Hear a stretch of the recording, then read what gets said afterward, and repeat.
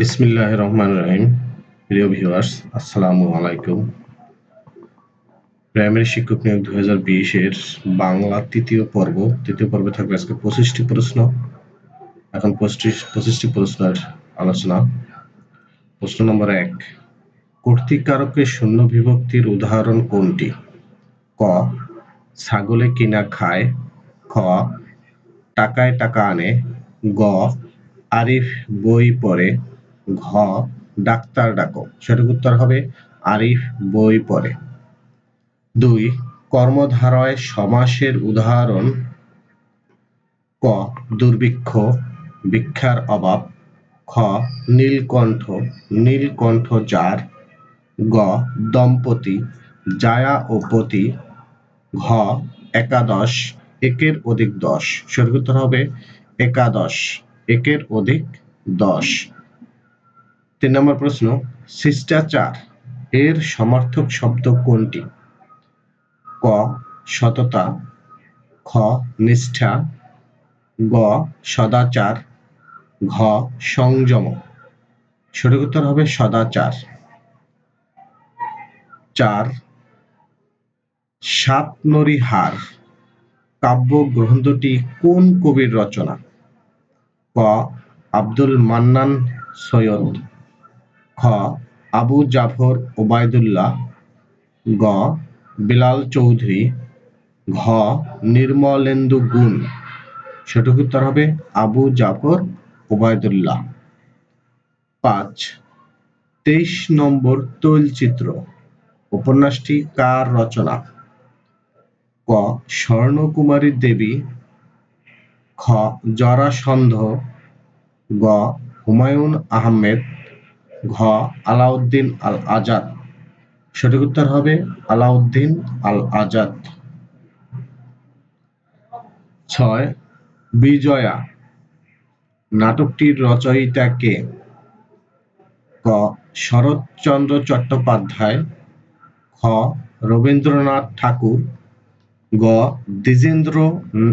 দ্বিজেন্দ্র লাল রায়। মীর মশাররফ হোসেন। সঠিক উত্তর হবে শরৎচন্দ্র চট্টোপাধ্যায়। প্রশ্ন নম্বর ৭, যিনি বক্তৃতা দানে পটু তাকে বলে? ক, বাক্পটু। খ, বাগ্মী। গ, সুবক্তা। ঘ, অনলবর্ষী। সঠিক উত্তর হবে বাগ্মী। প্রশ্ন নম্বর ৮, একাদশে বৃহস্পতি এর অর্থ কি? ক, সুসংবাদ। খ, আবেগের বহিঃপ্রকাশ। গ, উৎফুল্ল হওয়া। ঘ, সৌভাগ্যের বিষয়। সঠিক উত্তর হবে সৌভাগ্যের বিষয়। ৯ নম্বর প্রশ্ন, পরেছি মোগলের হাতে খানা খেতে হবে সাথে এর অর্থ কি? ক, ব্যক্তির সাথে খাদ্য খাওয়া। খ, মোগলের সাথে বসে খাদ্য খাওয়া। গ, সুদিন হঠাৎ করে ফিরে আসা। ঘ, বিপদে পড়ে কাজ করা। সঠিক উত্তর হবে বিপদে পড়ে কাজ করা। ১০, তৎপুরুষ সমাসে কোন পদ প্রধান? ক, পরপদ। খ, পূর্বপদ। গ, অন্যপদ। ঘ, উভয়পদ। সঠিক উত্তর হবে পরপদ। ১১ নম্বর প্রশ্ন, অনুগ্রহ এর বিপরীতার্থক শব্দ?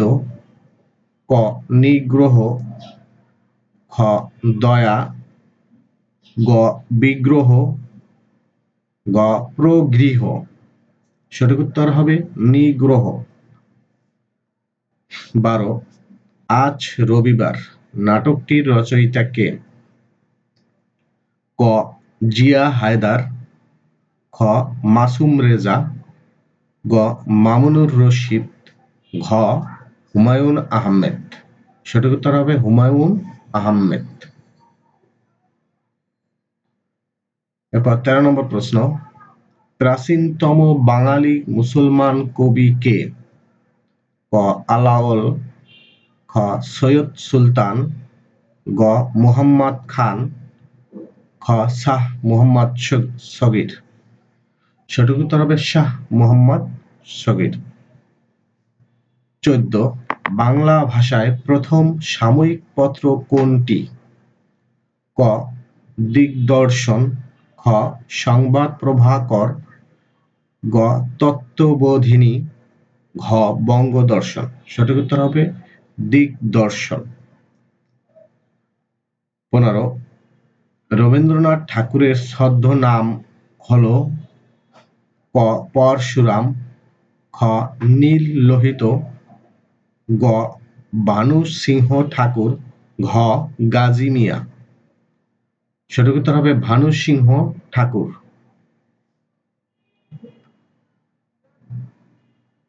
প্রশ্ন নম্বর 16, সাধু ভাষা ও চলিত ভাষার পার্থক্য? ক তৎসম ও অতৎসম শব্দের ব্যবহারে, খ ক্রিয়াপদ ও সর্বনাম পদের রূপে, গ শব্দের রূপগত ভিন্নতায়, ঘ জটিল রূপে। সঠিক উত্তর হবে ক্রিয়াপদ ও সর্বনাম পদের রূপে। 17, উপসর্গ কোনটি? ক অতি, খ থেকে, গ চেয়ে, ঘ দ্বারা। সঠিক উত্তর হবে অতি। 18, আশ্চর্য এর সন্ধি বিচ্ছেদ? ক আ যোগ চর্য, খ অ যোগ আর্য, গ আশ যোগ চর্য, হ অতি যোগ চার্য। সঠিক উত্তর হবে আ, সরে আ যোগ চর্য, চ বর্গ ঝয় রেপ, আ যোগ চর্য। এরপরে 19 নম্বর প্রশ্ন, কেতাদুরস্ত শব্দটির সঠিক অর্থ কোনটি? ক অলস, খ দুর্বল, গ পারদর্শী, ঘ পরিপাটি। সঠিক উত্তর হবে পরিপাটি। 20, শূন্য পুরাণ কি? শূন্য পুরাণ হলো গদ্য পদ্য মিশ্রিত চম্পু কাব্য। এখানে অপশন দেওয়া নাই, এক কথা জাস্ট এক কথা উত্তর হবে। 21, একটি সম্পূর্ণ মঙ্গল কাব্যে সাধারণত কতটি অংশ থাকে? একটি সম্পূর্ণ মঙ্গল কাব্যে সাধারণত 5টি অংশ থাকে। শ্রী চৈতন্য দেবের জীবনী গ্রন্থকে বলা হয় পর্চা। 23, মুকুন্দ দাস চক্রবর্তীকে আখ্যায়িত করা হয় দুঃখ বর্ণনার কবি হিসেবে। 24, নৌকাডুবি রবীন্দ্রনাথ ঠাকুর রচিত একটি উপন্যাস। এরপরে শেষ প্রশ্ন 25, জীবন থেকে নেয়া চলচ্চিত্রটি ভাষা আন্দোলন ভিত্তিক। প্রিয় ভিউয়ার্স, আজকে আমরা বাংলা 3য় পর্ব নিয়ে আলোচনা করেছি। এরপরে আসবে বাংলা 4র্থ পর্ব। 4র্থ পর্ব দেখার আমন্ত্রণ জানিয়ে আজকে এ পর্যন্তই। সবাইকে ধন্যবাদ। আল্লাহ হাফেজ।